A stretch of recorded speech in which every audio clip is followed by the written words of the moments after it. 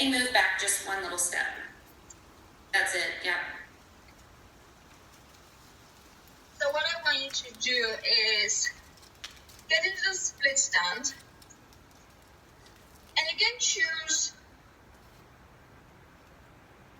put one leg forward and maybe choose the one which you know that you're a little bit more aware of, so it's a bit easier to work with. So let's say if you know that your right side feels always a little bit better, maybe go with the right foot forward. And that not necessarily mean that the right side doesn't need to work, but, let's just go easy. And I want you to just stay for a few seconds here and find what feels like a neutral for you in that position. So you don't want to tuck in too much your pelvis. You don't want to get like a really scrunching with your abs. And I want you to sense your front foot. So you want to just slightly bend the front leg, the front knee. And you want to feel like you got more pressure about the front foot. And you can slightly elevate the back heel if you need that to kind of access your front foot. And then see if you can extend your back knee here. And also check your hips. So we want both hips to be level kind of in that position.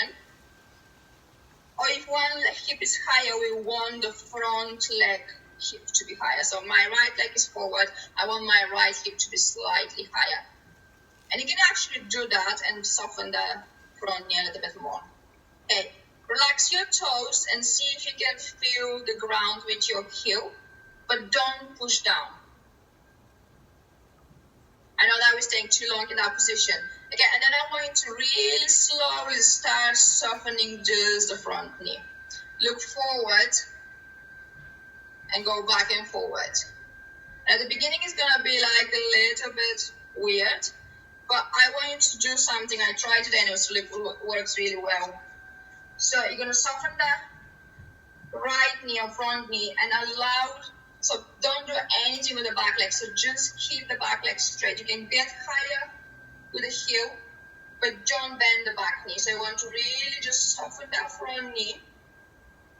And if you're doing it nice and easy, you're actually going to feel how your pelvis is slightly rotating away from the front leg. And you really feel how your hips are opening away from the front leg. And then think about your tripod on the front foot.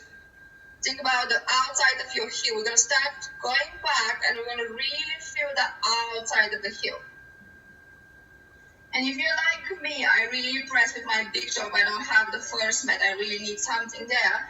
But let's go slowly here. So bending the knee, allowing that knee to soften and travel forward. Don't push from the back. So keep going super slow. And then when you're going back, go super slow. But this time, delay your knee extension and allow your heel to ground outside of the heel. And then extend the hip. And go a few times and see if you can feel that like a lengthening of the foot.